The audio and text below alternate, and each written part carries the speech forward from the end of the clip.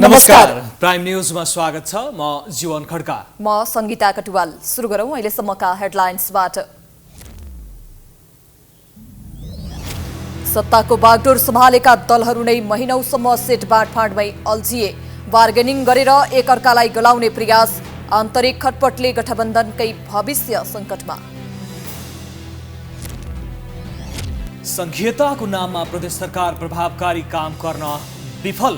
5 वर्षे कार्यकाल सकिँदा पनि प्रदेश एक नामाकरण गर्न असफल।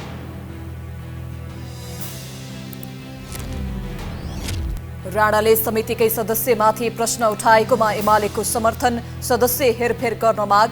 नेपाल लगायत नेताहरूलाई बिना तथ्य आरोप लगाएको भन्दै आपत्ति। निर्वाचन आयोगको ठेक्कामा चलखेल। नयाँ सामान खरिद गरेर पैसा झ्वाम पार्न कोरोनाका सामान कवाडीमा नबेची आगो लगाई नष्ट।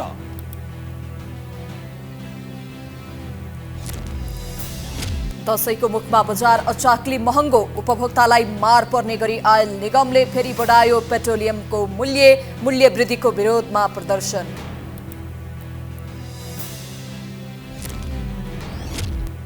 अफगानिस्तानमा आत्मघाती बम आक्रमण हुँदा वरिष्ठ धर्मगुरु सहित 15 जनाको मृत्यु। आक्रमणको निन्दा गर्दै संलग्नलाई कारबाही गर्ने तालिबानको घोषणा। र साफ महिला फुटबल च्याम्पियनसिपको तयारी पूरा। 3,47,67,000 बजेट। प्रतियोगिता भदौ 21 देखि असोज 3 सम्म काठमाडौँमा हुने।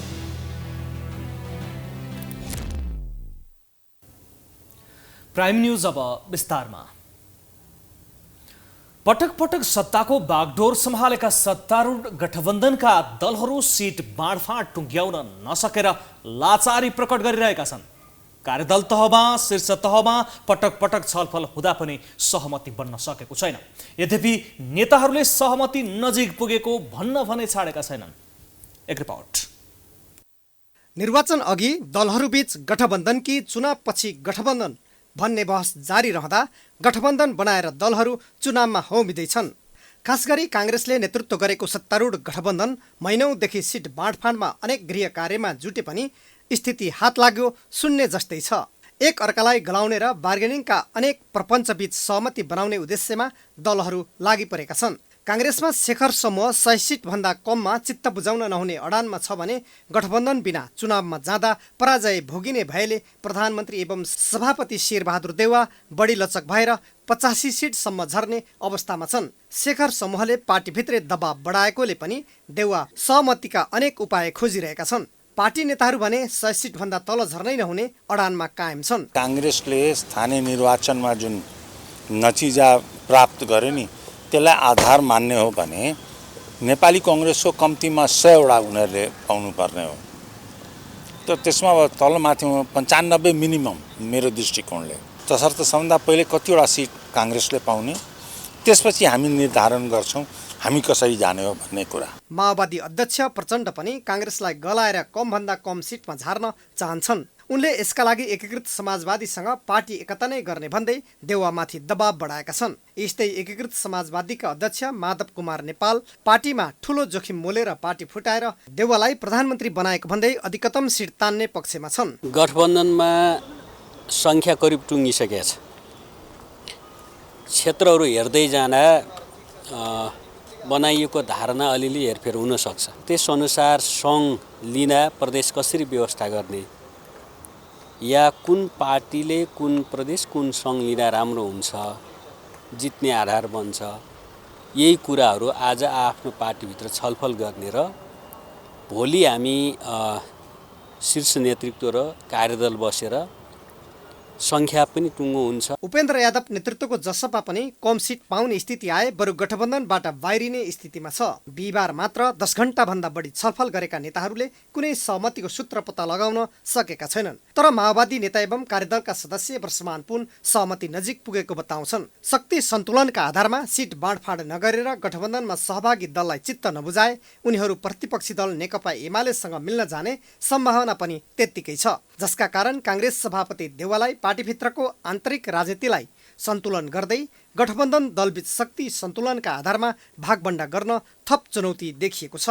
देशको बागडोर सम्हाल्छु भन्ने दल र तिनका शीर्ष नेताहरू महिनौसम्म सिट बाँडफाँड जस्तो प्राविधिक विषयमा अल्झदा उनीहरूको कार्यशैलीप्रति धेरैले आलोचना गरेका छन्। लामो समय सत्ता गठबन्धनको 6औं दल बन्ने कसरतमा रहेको लोसपा गठबन्धनमा ठाउँ नपाउने निश्चित भएपछि निराश बनेको छ। नागरिकता विधेयक संसदबाट पास भएपछि गठबन्धनसँग नजिकिएको लोसपा फेरि एमालेसँग जोडिन खोज्दैछ। एक रिपोर्ट। संसदबाट नागरिकता विधेयक पारित भएपछि कांग्रेस सभापति तथा प्रधानमन्त्री शेरबहादुर देउवालाई भेट्न बालुवाटार पुगेका लोसपा नेताहरूलाई गठबन्धनमा समेट्ने वचन दिएका देउवा गठबन्धनका अन्य दलहरू त्यसमा सहमत नबनेपछि लोसपालाई गठबन्धनको 6औं दल बनाउन असफल रहे। लोसपालाई गठबन्धनमा समेट्न नसकेपछि कांग्रेसकै भागबाट लोसपालाई सिट दिने तयारीमा समेत देउवा थिए, जसमा लोसपा विश्वस्त हुन सकेन। सत्ता गठबन्धनमा रहेका दलहरूबीच सिटको लागि कुटाकुटको अवस्था भएकाले लोसपा गठबन्धनको 6औं दल बन्न नसकेको लोसपा नेता राजेन्द्र महतोको भनाइ छ। त्यो सत्ताधारी 5 दलीय गठबन्धनमा आफै मारपिट छ के, एकदम कुटाकुट छ, पुगिरहेको छैन तिनीहरूलाई आफै, अनि कहाँ 6औं दल त्यहाँ घुस्ने, त्यो सम्भव नै छैन। 5 दलीय गठबन्धन बनिसकेको अवस्थामा एक्लै चुनावमा जान नसकिने लोसपा नेताहरू बताउँदै आएका छन्। त्यसैले यसअघि एमालेसँगै गठबन्धनमा रहेको लोसपा फेरि एमालेसँगै गठबन्धन गर्ने तयारीमा छ। गठबन्धनमै देश गइसकेकोले हामी लोसपा पनि गठबन्धनमा जानै पर्यो नि त। त्यसैले त्यो गठबन्धन सम्भव नदेखिएकोले अब एमालेसँग चुनावी तालमेलको कुरा अगाडि बढ्छ। सत्ता गठबन्धनको हिस्सा बन्न खोजेको तर बन्न नसकेको लोसपा जस्तै गठबन्धनमा भागबण्ड नमिलेर अन्य दलहरू पनि एमाले खेमामा पुग्ने आशामा एमाले छ। 7 प्रदेशमध्ये प्रदेश 1ले प्रदेशको नामाकरण समेत नगरी प्रदेशसभाको 5 वर्षे कार्यकाल सकेको छ। प्रदेशसभाको अन्तिम बैठकमा दलका नेता तथा प्रदेशसभा सदस्यहरूले प्रदेशको नाम समेत राख्न नसकेको भन्दै आत्मालोचना गरेका छन्। एक रिपोर्ट। प्रदेश 1 को प्रदेशसभाले प्रदेशको नामाकरण समेत नगरी समयावधि सकिएको छ। प्रदेशसभाको अन्तिम बैठकमा बोल्दै दलका नेता तथा प्रदेश सदस्यहरूले नामको टुङ्गो नलागेको प्रति आत्मालोचना गरेका छन्। प्रदेशसभामा बोल्दै नेकपा एमाले संसदीय दलका नेता भीमप्रसाद आचार्यले प्रदेश संरचनाले काम गर्न नसकेको आत्मालोचना रहेको बताउँदै केही नयाँ दल भनिनेहरूले यही नारा बनाइरहेको प्रति ध्यान दिनुपर्नेमा जोड दिए। आफूले उठाएका मुद्दामा कुनै पनि दलले अडान लिन नसकेको बताउँदै आचार्यले नामाकरण टुङ्गो लगाउन नसकेको विषयमा जनतालाई जवाफ दिनुपर्ने बताए। साइजको आधारमा हामीले गर्न खोज्दा गर्न सक्ने स्थिति हुँदाहुँदै हामीले पहल गरेनौँ। त्यो हामीले सबैले आफ्नो स्थिति अनुसार दोष बोक्नुपर्छ। जनताको अगाडि हामीले क्षमा माग्नै पर्छ, त्यसो कुनै विकल्प छैन। समयमा कानुन बजेट र योजना भएको भए 5 वर्षमा भएको काम 1 वर्षमा सकिने दावी गर्दै उनले त्यसमा प्रदेश सरकारहरू चुकेको बताए। यो विषय सिङ्गो राजनैतिक पार्टीको समीक्षाको विषय हुनुपर्ने उनले बताए। सभामा नेपाली कांग्रेस संसदीय दलका नेता राजीव कोइरालाले आफूहरू उत्साहका साथ प्रदेश आएको बताउँदै पहिलो कार्यकालमा संरचना निर्माणमा महत्त्वपूर्ण काम भएको दावी गरे। कोइरालाले प्रदेशको नामाकरणको विषय 2/3 सरकारले सजिलो भए पनि ल्याउन नसकेको बताए। कोइरालाले नाम नटुङ्गिनुमा आफूहरूको असफलता रहेको भन्दै रोस्टमबाटै जनतासँग हात जोडेर माफी मागेका थिए। सभामा नेकपा माओवादी केन्द्रका प्रदेशसभा सदस्य इन्द्र आङबोले प्रदेशमा थुप्रै विकास निर्माणका काम सम्पन्न भए पनि नाम टुङ्ग्याउन नसकेको प्रति दुःख व्यक्त गरेका थिए। हामीले दुःखका साथ भन्नुपर्छ, हामी गठबन्धनको सरकार बनिसके पछाडि पनि नाम राख्ने इमान्दार प्रयत्न दलहरूको अडानको कारणले पुरा हुन सकेन। त्यो अडान जनतालाई विदितै छ। त्यसकारण आगामी नयाँ जनादेशले निश्चय पनि प्रारम्भमा यो नामाङ्कन गर्छ, यो विश्वास पनि म व्यक्त गर्न चाहन्छु। प्रदेशसभामा बोल्ने सदस्यहरूले प्रदेशको नामाकरणमा दलहरूको साझा धारणा बन्न नसक्नु दुःखद भएको बताएका थिए। यता प्रदेश 1 का सर्वसाधारणले भने नाम नजुरेको प्रति दुःख व्यक्त गर्दै दलहरूप्रति आक्रोश व्यक्त गरेका छन्। प्रदेशले जुन खालको काम कारबारलाई अगाडि बढाउनु पर्थ्यो त्यो नबढाएको कारण चाहिँ र उसले आफ्नो भनौँ न कामद्वारा जनतालाई प्रभाव पार्न नसकेको कारणले गर्दाखेरि चाहिँ प्रदेश नै अब चाहिँ आवश्यक छैन कि भन्ने अवस्थामा जनताहरू गइरहेको अवस्था। जसरी 5 वर्षसम्म एउटा प्रदेशले नामाकरण गर्न सक्दैन, यसमा सांसदहरूलाई त्यति धेरै दोष दिँदिनँ, किनकि यसका मुख्य दोषी सांसदहरूले टेकेको जुन राजनीतिक पार्टीहरू हुन्, समातेका जुन राजनीतिक पार्टीहरू हुन्, तिनीहरू पनि दोष हो। र समग्रमा भन्नुपर्दा यो एउटा अत्यन्तै लाचारिता नालायकीपन हो भन्छु। मुलुकको 7 प्रदेशको संघीय संरचनामा गएपछि अन्य 6 प्रदेशले नामको टुङ्गो लगाइसकेका थिए, तर प्रदेश 1 मा दलहरूबीच सहमति नजुट्दा प्रदेश 1 ले नाम नपाई पहिलो प्रदेश सभाको कार्यकाल सम्पन्न भएको हो। संसदीय समितिको कठघरामा रहेका निलम्बित न्यायाधीश सोलेन्द्र शमशेर जबराले दिएको बयानले कतिपय नेताहरूको निन्द्रा उडाउने देखिएको छ। सत्ता पक्षले राणाको भनाई असान्दर्भिक रहेको बताइरहँदा प्रतिपक्षी एमाले भने उनका भनाईको बचाउमा छ। एक रिपोर्ट। राणाले 11 सदस्यीय छानबिन समितिमा 5 जना महाभियोगमा हस्ताक्षर गरेका सदस्य नै रहेकाले छानबिन समितिको निष्पक्षतामाथि नै प्रश्न उठाएका थिए। आरोप लगाउने व्यक्ति नै न्यायाधीशको भूमिकामा रहनु प्राकृतिक न्यायको सिद्धान्त विपरीत रहेको उनको जिकिर थियो। उनको यस्तो तर्कमा एमाले पनि सहमत देखिन्छ। करका दर हेरफेर गरेको आरोपमा अर्थमन्त्री जनार्दन शर्मामाथि छानबिन गर्न बनेको विशेष संसदीय छानबिन समिति सदस्य पुष्पा भुषाल उपसभामुख बनेपछि उनको ठाउँमा मानबहादुर विश्वकर्मालाई लगिएको स्मरण गर्दै यो समितिमा पनि सदस्य हेरफेर गर्न सकिने एमाले नेता खगराज अधिकारी बताउँछन्। गम्भीर कुरा हो, उहाँहरूले फेर्नुहोस्। यदि उहाँहरू स्वच्छतापूर्वक निष्पक्षपूर्वक छानबिन गर्नुहुन्छ भने ती महाभियोगमा हस्ताक्षर गर्ने व्यक्तिहरू फेरिनुहोस् र उहाँहरूकै दलकै प्रतिनिधि अरू पठाउनुहोस् जो हस्ताक्षर गरेका छ। महाभियोग पारित गराउन एमाले सत्ता पक्षलाई सहयोग नगर्ने बताएका अधिकारी बयानको क्रममा राणाले उठाएको ललिता निवास भ्रष्टाचार प्रकरणको निष्पक्ष छानबिन हुनुपर्ने बताउँछन्। एमाले नेता विष्णु पौडेलमाथि छानबिन हुन्छ भने त्यसमा एमाले बाधक नबन्ने, तर सत्ता गठबन्धनका नेताहरूमाथि छानबिन गर्न गठबन्धनका नेताहरूले आनाकानी गर्न नहुने उनको भनाइ छ। उनी अभियुक्त छन्, दोषी छन् भने विष्णु पौडेललाई किन कानुनको दायरामा नल्याउने? यदि छैनन् भने हामीले जो लखेटाइ गरेका छौँ एमालेलाई लखेट्नुपर्छ भन्ने नाममा बोल्नेहरू, लेख्ने र छाप्नेहरूले पनि जवाफदेही हुनुपर्छ। काङ्ग्रेस सांसद तथा महाभियोग सिफारिस समितिका सभापति रामबहादुर विष्ट भने सोलेन्द्रलाई सोधिएका प्रश्नभन्दा बाहिर गएर उत्तर नदिन, सोधिएका प्रश्नको सिधा उत्तर मात्रै दिन सचेत तुल्याइएको बताउँदै समितिका सदस्यहरू यथावत रहने बताउँछन्। संविधानको सीमामा रहेर समिति बनेकाले कसैले प्रश्न उठाउँदैमा निर्णय फेर्न नसकिने उनको भनाइ छ। जतिले जे प्रश्न गर्यो त्यसमा फेरिहाल्ने त होइन, त्यो त हो त। म के भनिदिउँला कसैलाई, तपाईँ राजीनामा दिनुहोस् भन्नुला कसैलाई, प्रधानमन्त्रीलाई दिइहाल्ने? किन दिने त्यसरी? तथ्यगत कुरामा कसैले केही भन्यो भने एउटा कुराहरू हुनसक्छ होइन। अब शङ्काकै भरमा अथवा कसरी रह्यो भन्ने सोधिएको भरमा हुँदैन। ललिता निवास प्रकरणको मुद्दा टुङ्गोमा पुर्याउने तयारी रहेको अवस्थामा सत्ता गठबन्धनले अदालतलाई अशान्त पारेको आरोप लगाएका राणाले एकीकृत समाजवादीका अध्यक्ष माधव कुमार नेपालको नामै लिएर उनले प्रतिशोध साधेको बयान दिएका थिए। तर राणाले माधव नेपाललाई निराधार आरोप लगाएको एकीकृत समाजवादीका प्रमुख सचेतक तथा संस्कृति पर्यटन तथा नागरिक उड्डयन मन्त्री जीवनराम श्रेष्ठको दाबी छ।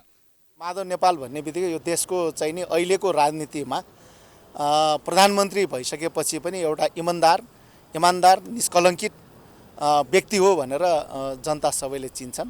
अहिलेसम्म उहाँको पहिचान पनि त्यही नै छ। कसैले आरोप लाउँदैमा उहाँको व्यक्तित्वमाथि चाहिँ नि आँच आउने काम हुँदैन।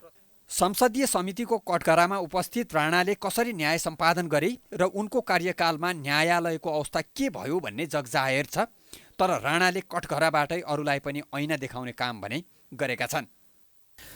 प्रधानमन्त्री शेरबहादुर देउवाले तालाबन्दी र हडताल तथा पठन पाठन अवरुद्ध गरेर विश्वविद्यालयका समस्या समाधान हुन नसक्ने बताएका छन्। शुक्रबार काठमाडौँमा 69औं वाणिज्य दिवसका अवसरमा शङ्करदेव क्याम्पसले गरेको कार्यक्रममा प्रधानमन्त्री देउवाले राजनीति आग्रह र पूर्वाग्रहबाट माथि उठेर विश्वविद्यालयका समस्याको रचनात्मक हल पहिल्याउन सबै प्रतिबद्ध हुनुपर्ने पनि बताएका छन्। शैक्षिक क्षेत्रमा देखिने समस्या समाधानका लागि विद्यार्थी, प्राध्यापक लगायत सरकारवाला सबै गम्भीर हुनुपर्ने उनको भनाइ थियो। विकासका लागि सबैभन्दा महत्त्वपूर्ण आधारभूत विषय हो।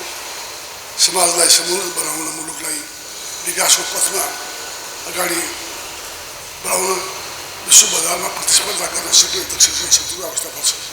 यस कुरालाई प्रतिनिधित्व गरी यस क्याम्पसले आगामी दिनमा आफ्ना शैक्षिक कार्यक्रमहरूलाई सबैको मार्गको अवस्था बमोजिम यसका लागि समाज कल्याण परिषदको जमिन छ भन्ने थाहा पाएको छु। त्यसका समाज कल्याण परिषद मन्त्रालयसित सल्लाह गरेर अवश्य नै त्यो जमिन उहाँले पाउन सक्नुहुन्छ। प्रधानमन्त्री देउबाले गुणस्तरीय शिक्षा मुलुकको विकासका लागि सबैभन्दा महत्त्वपूर्ण आधारको विषय भएको भन्दै नेपालको शिक्षा क्षेत्रलाई विश्व बजारमा प्रतिस्पर्धा गर्ने किसिमको बनाउनु पर्ने धारणा राखेका थिए। कार्यक्रममा क्याम्पसको नवनिर्मित नयाँ भवनको समेत उद्घाटन गरिएको थियो।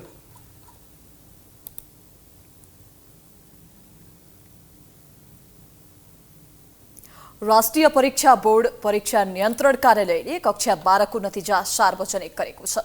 सार्वजनिक नतिजा अनुसार 3.61 देखि 4.0 जीपीए ल्याउने विद्यार्थीको संख्या 4179 रहेको छ। यस्तै 3.21 देखि 3.60 जीपीए ल्याउनेको संख्या 30107 जना, 2.81 देखि 3.20 जीपीए ल्याउनेको संख्या 65284 रहेको छ।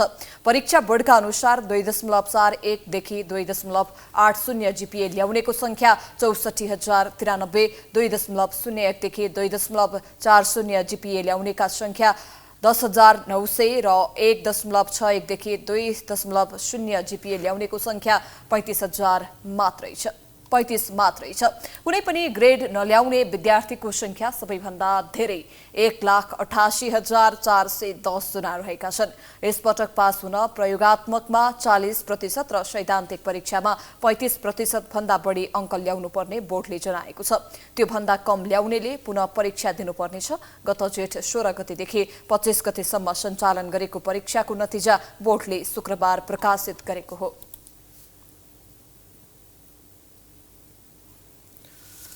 उदयपुरमा एकै परिवारका 3 जनाको हत्या भएको छ। बेलका नगरपालिका 7 उदयपुरका राजकुमार बस्नेत सहित उनकी श्रीमती र छोराको हत्या भएको जिल्ला प्रहरी कार्यालयले जनाएको छ। हत्यामा संलग्न भएको आशंकामा 1 जना पक्राउ परिसकेका छन्। पक्राउ पर्नेमा नरबहादुर बस्नेत छन्। उनी नाताभित्रै पर्ने व्यक्ति हुन्। घटना बिहान 11 बजेको भए पनि घटनास्थल नगरपालिकाको विकट क्षेत्र भएकोले ढिला सूचना आएको प्रहरीले बताएको छ। प्रारम्भिक अनुसन्धानका क्रममा सबैलाई खुकुरी हानिएको हुन सक्ने देखिएको प्रहरीले बताएको छ। यति बेला निर्वाचन आयोग प्रतिनिधि सभा र प्रदेश सभा निर्वाचनका लागि आवश्यक सामग्री जुटाउने चटारोमा छ। खरिदका लागि विभिन्न कम्पनीहरूको लाइन नै लागेको छ। तर खरिद प्रक्रियामा गएका कम्पनी छनौटमै देखिएको चलखेलले निर्वाचन आयोगमाथि नै प्रश्न उठेको छ। अझ अर्कोतर्फ ठूलो संख्यामा निर्वाचन सामग्री आयोगले रातारात नष्ट गरेको छ। एक रिपोर्ट। प्रमुख निर्वाचन आयुक्त दिनेश कुमार थपलियाले मङ्सिरका प्रदेश र प्रतिनिधि सभा निर्वाचनका लागि झण्डै 10 अर्ब रुपियाँ लाग्ने बताइसकेका छन्। अझ यसमा सुरक्षाका लागि आवश्यक पर्ने रकमलाई समावेश नगरिएको आयोगको दाबी छ।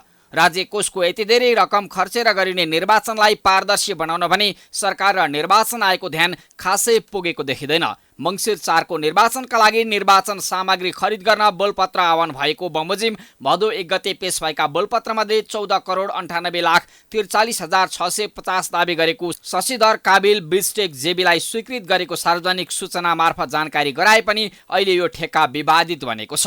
आयोगले 17,87,50,000 भ्याट सहितको स्वीकृति लागत अनुमानका आधारमा टेन्डर निकालेकोमा हिमालयन ट्रेडिङ बिजनेस कर्सन, एस गार्मेन्ट्स प्राली JB, Nepal Hima trade link प्राली, केस इन्टरनेसनल, एसपीएड लक्की, एसजेबी, क्याबियोनेट इन्भाइरोमेन्ट सोल्युसन प्राली र शशिधर काबिल बिस्टेक जेबीले बोलपत्र पेश गरेका थिए। आयोगले टेन्डर प्रक्रियामा सहभागी हुने कम्पनीले मतपेटिका उत्पादन गर्ने कम्पनीबाट गुणस्तर जाँच पास रिपोर्ट अनिवार्य रूपमा पेश गर्नुपर्ने र 18,15,00,000 रुपियाँ बराबरको क्रेडिट फ्यासिलिटीको प्रमाण पेश गर्नुपर्ने शर्त राखेर आफूले चाहेको कम्पनी भित्र्याउन खोजेको थियो। तर भइदियो अर्कै। अहिले ग्याबियोनेट इन्भाइरोमेन्ट आफू मात्रै योग्य भएको दाबीसहित उच्च अदालत पाटन गएपछि मतपेटिका सप्लाई तथा वितरणको ठेक्का सम्बन्धी कार्य तत्काल अघि नबढाउन निर्वाचन आयोगको नाममा अल्पकालीन अन्तरिम आदेश जारी भएको छ।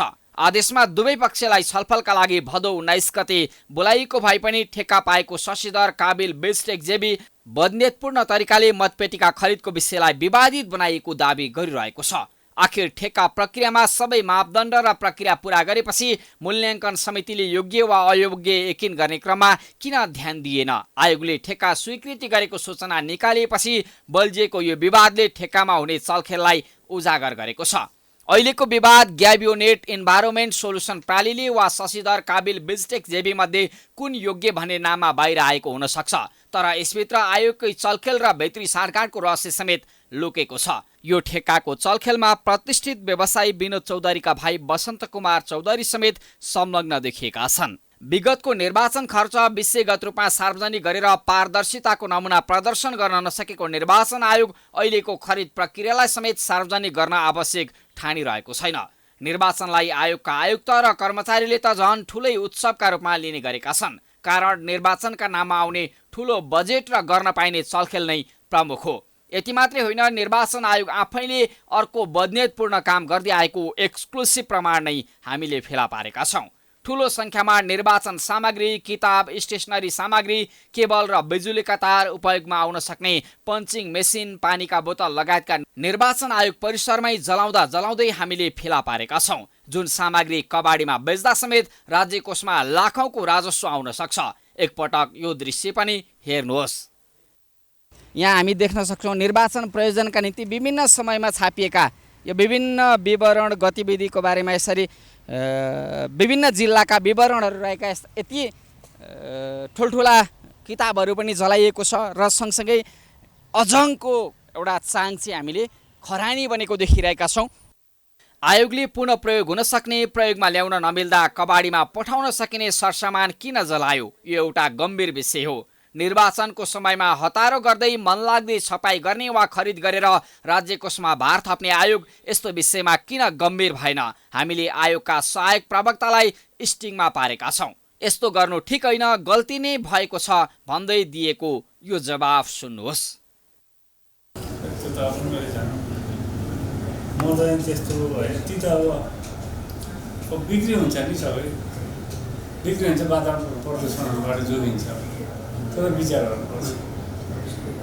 त्यो एउटा सामान्य मान्छेको सोच्ने कुरा होइन। गाडी र विलासिताका लागि समेत निर्वाचनको समयमा मरिहत्ते गरेर मोटो रकम खर्चिन हतारो गर्ने आयोगले राज्य कोषमाथि भार थप्ने काम गर्नु लज्जाको विषय हो। राज्यको लगानी परेका बिक्री वितरण मार्फत राजस्वमा योगदान दिन सक्ने सामग्री धुवा र खरानी बनाएर उडाउने प्रवृत्ति सच्चिनुपर्छ। अनि हतारको ठेक्का वा खरिदका नाममा निर्वाचन आयोगले जे पनि गर्न पाउने छुटमाथि राज्यको नियमन पुग्नुपर्छ। काठमाडौँ लगायत विभिन्न जिल्लामा देखिएको हैजाको प्रकोप नियन्त्रणमा आउन सकेको छैन। विगत 3 महिनादेखि देखा परेको हैजा अहिलेसम्म 75 जनामा पुष्टि भइसकेको छ। तर पछिल्लो समय हैजाका साथसाथै डेङ्गुका बिरामीको संख्या बढ्दै जाँदा हैजा भने उजेलमा परेको छ। एक रिपोर्ट। पछिल्लो समय काठमाडौँ लगायत अधिकांश जिल्लामा डेङ्गु लगायत अन्य थुप्रै खालका सरुवा रोगको प्रकोप बढेको छ। विशेष गरी डेङ्गु, हैजा, मलेरियाका बिरामी बढ्दो क्रममा छन्।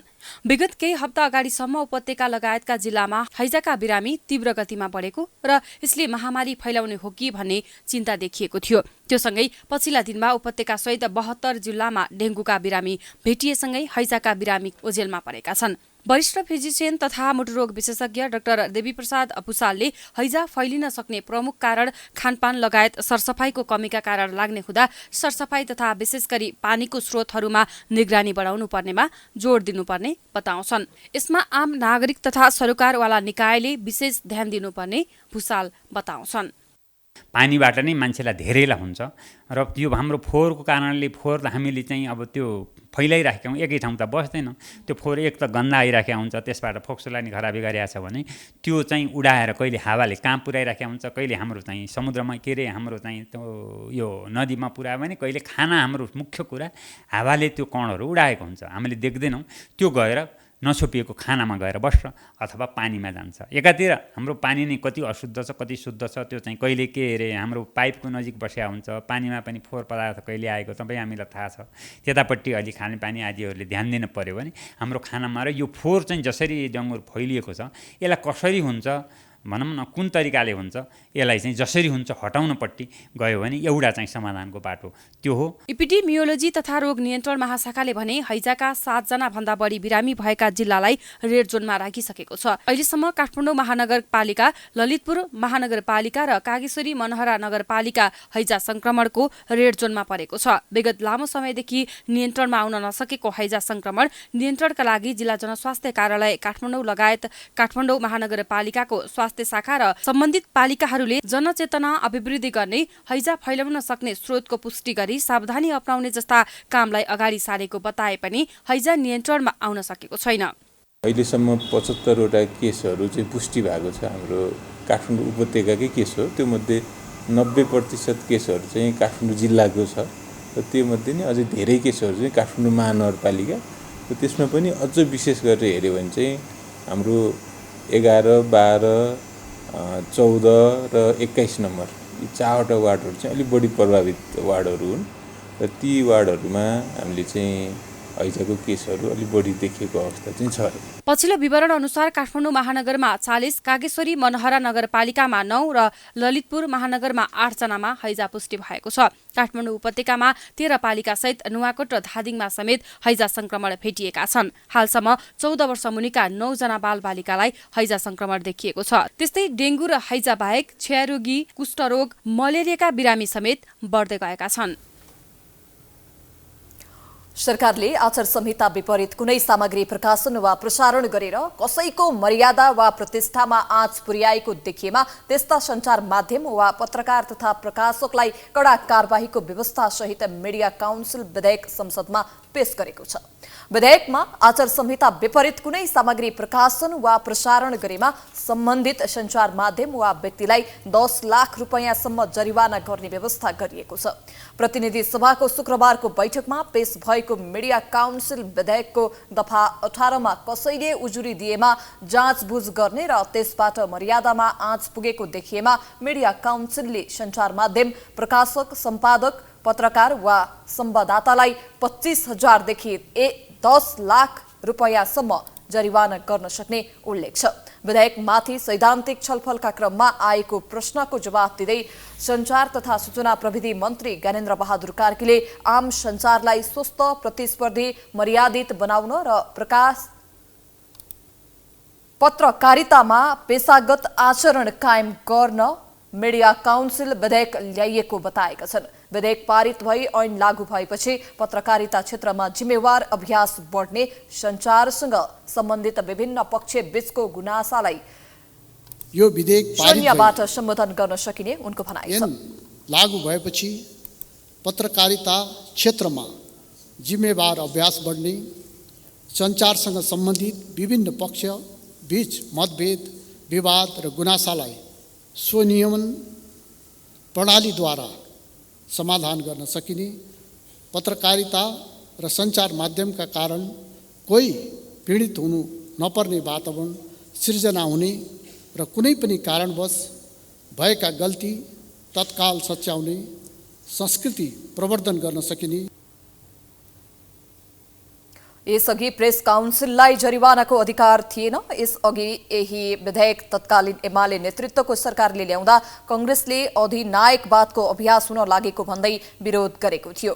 तत्कालीन सञ्चार मन्त्री गोकुल बास्कोटाले 2076मा पेश गरेको यो विधेयक विरोधका कारण सरकारले फिर्ता लिएको थियो। अब बिजनेस न्यूज।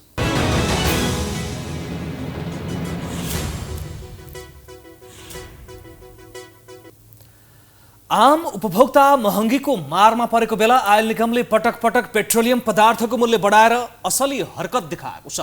भारतबाट पटक पटक मूल्य घटेर आउँदा चुपचाप बसेको निगमले मूल्य बढेर आएको नाममा फेरि पेट्रोलियम पदार्थको मूल्य बढाएर उपभोक्तामाथि घात गरेको छ। एक रिपोर्ट।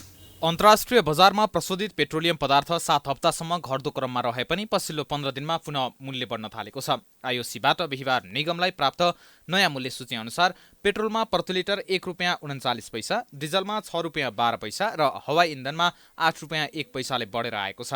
तर यसभन्दा अगाडि मूल्य घटेर आए पनि निगमले भने घाटा पूर्ति गर्ने भन्दै मूल्य घटाएको थिएन। मूल्य घट्दा व्यवस्था गर्ने निगमले एकपटक मूल्य बढेर आउँदा मूल्य बढाएसँगै आम उपभोक्ता मारमा परेका छन्। अझै चाडबाडको मुखमा ढुवानी तथा यात्रु ओसार पसारको लागि प्रयोग हुने सवारी साधनमा डिजल नै प्रयोग हुने भएकाले अहिले डिजलको नै मूल्य बढ्दा सर्वसाधारणको चाडबाड अझै महँगिने पक्का जस्तै छ। सरकार र निगमले यसरी जनतालाई महँगीले मार्नु गलत र कानुन विपरीत भएको उपभोक्ता कर्मी बताउँछन्। जानी यो बेइमानी गरिरहेको अवस्था छ क्या। यो त वास्तवमा यो त अक्षम्य अपराध हो। उनीहरूले जुन काम गरिरहेछन् आयल निगम नामबाट ती चाहिँ अक्षम्य अपराध हो। यो चाहिँ यस्तो त अरू देशमा भए अहिलेसम्म यो कठाकरा उभ्याउने कुरा भइसकेको हुन्थ्यो। अपराधको रूपमा यो त फौजदारी अपराधको रूपमा लागिसकेको हुन्थ्यो। यस्तो नगर्दियो हुन्थ्यो भन्ने हाम्रो कामना हो कि। निगमले आफू खुसी मूल्य निर्धारण गरेको भन्दै सर्वसाधारणले निगमको यो कदमको खुलेर विरोध गरेका छन्। उनीहरूले यो अवस्था रहे आफूहरूको दैनिकी चलाउन र बाँच्नै गाह्रो हुने गुनासो गर्छन्। कतिपयले त चुनावको मुखमा चुनाव खर्च उठाउनको लागि जनताको ढाड सेक्ने काम सरकारले गरेको आरोप लगाउँछन्। यो त सरासर गलत हो नि। यो त अब किनभने अब घट्दाखेरि घट्नु पर्थ्यो, बढ्ने बेलामा बढ्नु पर्थ्यो। अब यो चाहिँ सरकारले अब यो चुनावको लागि चाहिँ एउटा चाहिँ तपाईँको एउटा आर्थिक माहौलको लागि चाहिँ गर्नु खोज्या हो कि जस्तो लाग्छ होइन। सकेसम्म चाहिँ हामीले अब जनताको चाहिँ अलिकति मार्का बुझेर चाहिँ अब सरकारले अब घटाउने बेलामा घटाउने, बढाउने बेलामा बढाउनु पऱ्यो भने त्यो चाहिँ सही हुन्थ्यो। निगमलाई म के चाहन्छु भने होइन सर, अब किनकि अब यत्रै महँगाइ बढिरहेछ सर होइन, त्यस्तो त नबढाउनु पर्ने हो। खास गरी होइन हामीलाई साह्रै गाह्रो पर्यो होइन सर। त्यो घटायो भने झन् राम्रो हुन्थ्यो तेलको भाउ चाहिँ होइन। अब हामीलाई बाँच्नलाई पनि गाह्रो भइसक्यो के सर। त्यसो त निगमले अझै पनि मासिक 61 करोड रुपियाँ घाटा हुने दाबी गरेको छ। निगमलाई एलपी ग्यासमा अझै प्रति सिलिन्डर ₹378.07, डिजलमा प्रति लिटर ₹11.18 घाटा र पेट्रोलमा ₹2.82 नाफा छ। निगमले अहिले मात्र मासिक झन्डै 14 करोड त ब्याज मात्र बुझाउनु पर्ने अवस्था छ। पेट्रोलियम पदार्थ खरिद बापतको रकम समयमा नै भुक्तानी गर्न नसक्दा बक्यौता रकम बढ्दैछ। तर मूल्य घट्दा नघटाउने तर एकपटक मात्र मूल्य बढ्दा यसरी मूल्य किन बढाएको भन्ने प्रश्नमा निगमका प्रवक्ता विनितमणि उपाध्यायले यस्तो जवाफ दिन्छन्। बढेर आउँदाखेरि हामीले चाहिँ अहिले बढाएको अवस्था जस्तो देखियो होइन। घटेर आउँदाखेरि किन नघटाएको भन्दाखेरि त्यो घटेर आउँदाखेरि हाम्रो जुन घाटा छ मासिक घाटा चाहिँ घट्यो तर त्यो निर्मूल चाहिँ भएन क्या। घाटै चाहिँ कम्प्लिटली घाटाबाट पार चाहिँ पाउन सकेको अवस्था थिएन निगमले, त्यो कारणले नघटाएको हो। गत आर्थिक वर्षमा मासिक 4.5 करोड घाटा हुँदा त्यसलाई सन्तुलित गराउन गाह्रो भएको निगमको भनाइ छ। सञ्चित बचत सकिएपछि पेट्रोलियम पदार्थ खरिद गर्ने पैसा नहुँदा सरकारले गत असार अन्तिममा निगमलाई 7 अर्ब ऋण उपलब्ध गराएको थियो। पेट्रोलियम पदार्थको आपूर्तिलाई सहज बनाउन निगमले राष्ट्रिय वाणिज्य बैंकबाट समेत 3 अर्ब ऋण लिएको थियो। यदि सरकारले इन्धनमा थोपारेको विभिन्न कर कटौती गर्ने हो भने सर्वसाधारणले राहत पाउने थिए। तर दिनहुँ घाटा बढिरहेका कारण मूल्य घटाउन निगमको र सरकारको कुनै तयारी नै छैन। पेट्रोलियम पदार्थको मूल्य वृद्धि विरुद्ध विद्यार्थीहरूले नेपाल आयल निगमको केन्द्रीय कार्यालयमा धरना दिएका छन्। शुक्रबार नेकपा क्रान्तिकारी माओवादी निकट अखिल क्रान्तिकारीले तत्काल पेट्रोलियम पदार्थको मूल्य वृद्धि खारेजी गर्नुपर्ने भन्दै निगममा धरना दिएको हो। अन्तर्राष्ट्रिय बजारमा पेट्रोलियम पदार्थको मूल्य घट्दा नघटाउने तर बढ्दा मात्र बढाउने गरेको भन्दै उनीहरूले विरोध गरेका छन्। उनीहरूले मूल्य वृद्धि खारेज गर, बढ्दो महँगी नियन्त्रण गर लगायतका नारा लगाएका छन्। अखिल क्रान्तिकारीका अध्यक्ष हरिकृष्ण गजुरेलले सरकारले जनताको ढाड सेकिने गरी मूल्य वृद्धि गरेको र संघर्षमा उत्रनु परेको बताए। पेट्रोलियम पदार्थको मूल्य वृद्धिले अन्य क्षेत्रमा पर्ने असरबारे सरकार मौन रहेको उनको आरोप छ।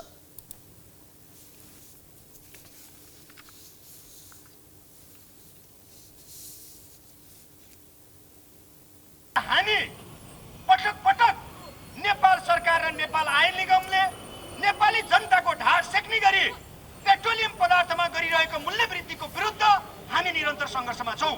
जीवन जिउन समेत नसक्ने स्थितिबाट जनता ग्रसित छन्। तर दलाल शासकहरू, यो अहिलेको दलाल, यो शासक, यो राष्ट्रघाती र जनघाती सरकारको नेतृत्व गर्ने शेरबहादुर देउवा लगायत यी जनघाती र राष्ट्रघाती यी शासकहरू आफ्ना स्वार्थहरू पूरा गर्ने, आफ्ना ऐस आराम मोज मस्ती र आलिशानमा रमाउने, यो भन्दा उनीहरूको कुनै पनि गतिविधि देखिँदैन। आदरणीय कमरेडर मित्रहरू, इन्डियन ऑयल कर्पोरेसन आइओसीबाट पेट्रोलियम पदार्थको खरिद मूल्य बढेर आएको भन्दै डिजल र मट्टीतेलको प्रति लिटर 6 रुपैयाँले वृद्धि गरेको थियो। पेट्रोल, हवाई इन्धन तथा खाना पकाउने एलपी ग्यासको मूल्य भने हाललाई यथावत राखिएको छ।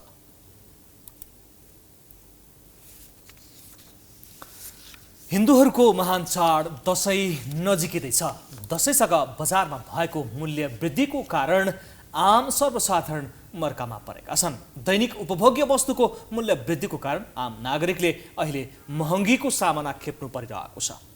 एक रिपोर्ट। दशैं नजिकैसँगै नेपाली बजारमा हरेक उपभोग्य वस्तुको मूल्य बढ्न थालेको छ। यसरी हरेक उपभोग्य वस्तुको मूल्य दिन प्रतिदिन बढ्दा आम नागरिक महँगीको चपेटामा पर्ने सम्भावना देखिन थालेको छ। अहिले नेपाली बजारमा महँगी दिन प्रतिदिन बढिरहेको छ। 1580 रुपैयाँमा पाइने 1 कार्टुन सनफ्लावर तेलको मूल्य अहिले 3000 नागेको छ। दशैंमा अत्याधिक खपत हुने माछा मासुको भाउ पनि सोही अनुसारले बढेको छ। कपडा आयात गर्न चीनसँग जोडिएको तातोपानी र रसुवागढी नाका पनि ठप्प छ। भन्सार विभागका अनुसार दुवै नाकाबाट आयात हुन सकेको छैन। नाकामा आयात रोकिँदा नेपाली बजारमा कपडाको मूल्य पनि वृद्धि हुन थालेको छ। समयमा यहाँ सामान चाहिँ चाडपर्व केन्द्रित मालवस्तुहरू नआउँदाखेरि व्यवसायहरूलाई चाहिँ घाटा हुने, च्याउ जन्ने जुन किसिमका वस्तुहरू चाहिँ फलफुलहरू छ त्यो बिग्रिने, सडेर जाने भएको हुनाले यो कुरा हामीले समयमा नै जानकारी गराएका छौँ। सम्बन्धित भन्सार कार्यालयहरूको सूचना लिएर मन्त्रालयमा जानकारी गराएका छौँ र मन्त्रालयले पनि वाणिज्य मन्त्रालय र परराष्ट्र मन्त्रालयलाई छिटो नाका सञ्चालनको लागि चाहिँ अनुरोध गरेको भन्ने हामीलाई प्राप्त जानकारी त्यही छ। सामानको खरिद भाउ बढेकोले महँगोमा बेच्नुपर्ने बाध्यता सिर्जना भएको व्यापारीहरूको गुनासो छ। त्यस्तै तरकारी एवं फलफुल पनि महँगिँदै जान थालेको छ। कालीमाटी तरकारी बजारमा तरकारी एवं फलफुलको मूल्यमा वृद्धि हुन थालेको व्यापारीहरूको गुनासो छ। अहिले सामान भनेको उत्पादन कम छ, खपत बढी भएकाले अहिले सस्तो भन्ने चाहिँ कुनै पनि सामानहरू त्यस्तो सस्तो भएर आएको छैन। पोहोरको तुलनामा हेर्दा महँगो भएको छ एकदमै। पहिला हामीले 1100मा किन्ने तपाईँको फेन्सी चाइनिज ज्याकेट होलसेलमा अहिले तपाईँको 1625 1650 त्यस्तो पर्छ कि। अब हामीलाई अब तपाईँको 1650 होलसेल पर्यो भने अब आम नागरिकलाई त तपाईँको त्यो त अब 2000 त कट्नु नै भयो होइन। जे होस् व्यवसायलाई पनि महँगै छ होइन, गाह्रै परिरहेछ अनि आम नागरिकले त भन्नै परेन होइन। तर यस पटकको दशैंमा तरकारी एवं फलफुलमा मूल्य वृद्धि नहुने कालीमाटी फलफुल तथा तरकारी बजार विकास समितिले जनाएको छ। आशा गरौँ अब अन्यथा भएन, अवस्था प्रतिकूल भएन भने त्यति बेला चाहिँ यो अब विशेष गरेर देशभित्र उत्पादन हुने जुन तरकारीहरू हो, फलफुलहरू हो, तिनीहरूको मूल्य माथि नजाला। दशैं पनि नजिकिसक्यो तर उपभोक्ताका लागि सुलभ बजार निर्माण गर्नका लागि सरकार केन्द्रित हुन सकिरहेको छैन। यद्यपि केही वस्तुको भाउमा छुट दर निर्माण गर्ने भन्दै उद्योग वाणिज्य तथा आपूर्ति मन्त्रालयले रेडिमेड जवाफ दिएको छ। दशैं तिहार चाडपर्व लक्षित गरेर केही छुट दिने पनि निर्णय भएको छ नेपाल सरकारले। आजै तलब बोर्ड बसेको छ। यो चाहिँ हाम्रो खाद्य संस्थान, साल ट्रेडिङ, दुग्ध विकास संस्थान लगायतका सरकारी निकायहरूबाट बिक्री हुने खाद्य वस्तुहरूमा छुट दिने भन्ने भएको छ। चामल, त्यसपछि दालहरू, आटो पिठो, तेलहरूमा चाहिँ 7 रुपियाँ प्रति केजी छुट। त्यसरी कर्णालीको सिमी गेडागुडीहरूमा चाहिँ 10 रुपियाँ, जिउँदो खसी बोकाएको मासुमा 10 रुपियाँ प्रति केजी, नुनमा 2 रुपियाँ, चिनीमा 5 रुपियाँ, डिडिसीको घिउमा चाहिँ 50 रुपियाँ, पनिरमा 20 रुपियाँ, चिजमा 20 रुपियाँ, दहीमा 10 रुपियाँ यसरी हामीले छुट दिने भएको छ। देशमा बढ्दो भ्रष्टाचारी र कालो बजारीका कारण पनि नेपाली बजारमा अत्याधिक मूल्य वृद्धि भएको कतिपयको बुझाइ छ। घनीभूत रूपमा भन्नुपर्दाखेरि यो कालोबजारी तथा अन्य बिचौलियाहरूको कारणले नेपालमा मूल्य वृद्धि भइराखेको छ। स्वाभाविक रूपमा भन्दा पनि अस्वाभाविक रूपमा मूल्य वृद्धि भइराखेको छ। बिचौलियाहरूको दादागिरी छ, बजार अराजक अवस्थामा गएको छ र बजारलाई नियन्त्रण गर्ने निकायहरू अत्यन्त कमजोर स्थितिमा उभिएको अवस्था छ। 3 तहकै सरकारले महँगी हटाउनका लागि प्रभावकारी भूमिका खेल्न सके महँगी नियन्त्रण गर्न सकिने कतिपयको सुझाव छ। बढ्दो महँगीलाई नियन्त्रण गरी निम्न एवं मध्यम आर्थिक स्तरका नागरिकले पनि दशैं मनाउन सक्ने वातावरण निर्माण गर्न सरकार केन्द्रित हुनुपर्छ। दशैं ताका नागरिकको ढाड सेक्ने गरी हुने मूल्य वृद्धिको नियन्त्रण गरी आम नागरिकलाई सहज र सुलभ दरको बजार व्यवस्थापन गर्नका लागि सरकारवाला निकायको ध्यान केन्द्रित हुनु अत्यन्त आवश्यक छ। क्यामेरामा दिनेश सार्कीका साथमा सुष्मान विश्वकर्मा, प्राइम एचडी, काठमाडौँ। अब स्पोर्ट्स न्यूज।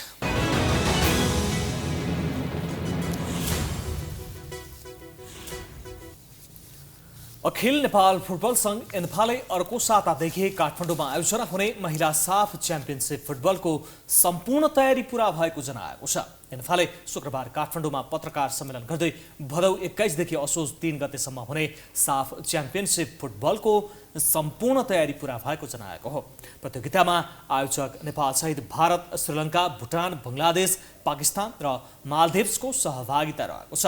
प्रतियोगिता सञ्चालनका लागि अनुमानित कुल बजेट 3,47,67,680 रुपियाँ लाग्ने एन्फाले जनाएको छ। प्रतियोगिताको टिकट र ब्रोडकास्टिङ अधिकार 65 लाखमा भारतीय कम्पनीमा 100 स्पोर्ट्सलाई दिएको एन्फा प्रवक्ता सुरेश शाहले जानकारी दिए। प्रतियोगिताका लागि सामान्य प्याराफिटतर्फ 300 र भिआइपी तर्फ 500 को टिकट दर राखिएको एन्फाले जनाएको छ। प्रतियोगिताका लागि भुटान र पाकिस्तान नेपाल आइसकेको र अन्य टोली आइतबारसम्म आइपुग्ने बताइएको छ। प्रतियोगिता सञ्चालनका लागि अनुमानित कुल बजेट 3,47,67,680 रहेको छ, जसमध्ये सहभागी टिमहरू र म्याच अफिसरहरूको खानपिन तथा बसोबास खर्च 7 बेहोर्ने छ भने खेल मैदान तयारी र स्थानीय यातायात र अन्य स्थानीय खर्चहरू एन्फाले आफै बेहोर्ने छ। प्रतियोगिताका लागि सम्पूर्ण तयारी भइसकेको र सहभागी हुने टिमहरू भुटान र पाकिस्तान काठमाडौँ आइसकेको छ भने बाँकी टिमहरू सेप्टेम्बर 4 सम्म काठमाडौँ आइपुग्ने रहेको छ।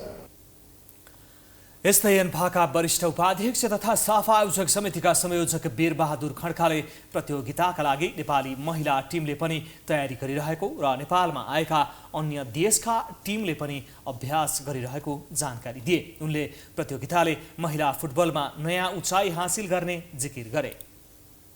यो आयोजनाले भोलिको दिनमा महिला फुटबलले एक किसिमको उचाइ प्राप्त गर्नेछ भने काठमाडौँमा यहाँका दर्शकहरू र सम्पूर्ण नेपाल अधिराज्यभरिको दर्शकले नेपाली महिला फुटबल टिमको प्रदर्शनलाई हेर्ने अवसर पाउनेछ।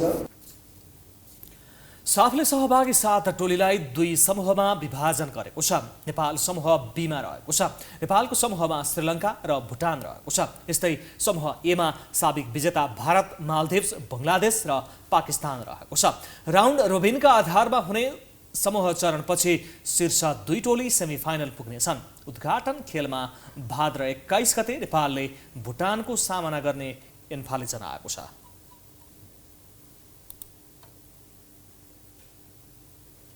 यो सँगै हामी समाचारको अन्त्यमा आइपुगेका छौं। जाँदा जाँदै हेडलाइन्स पुनः एकपटक।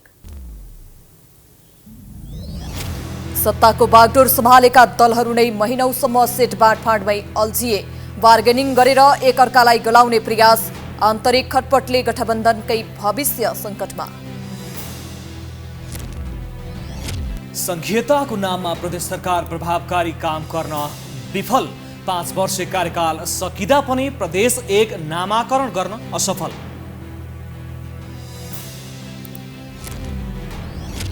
राणाले समितिकै सदस्यमाथि प्रश्न उठाएकोमा एमालेको समर्थन, सदस्य हेरफेर गर्न माग। नेपाल लगायत नेताहरूलाई बिना तथ्य आरोप लगाएको भन्दै आपत्ति।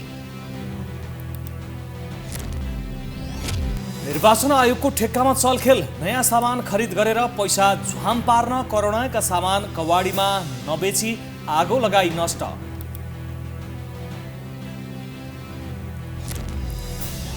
दशैंको मुखमा बजार अचाक्ली महँगो। उपभोक्तालाई मार पर्ने गरी आयल निगमले फेरि बढायो पेट्रोलियमको मूल्य वृद्धिको विरोधमा प्रदर्शन।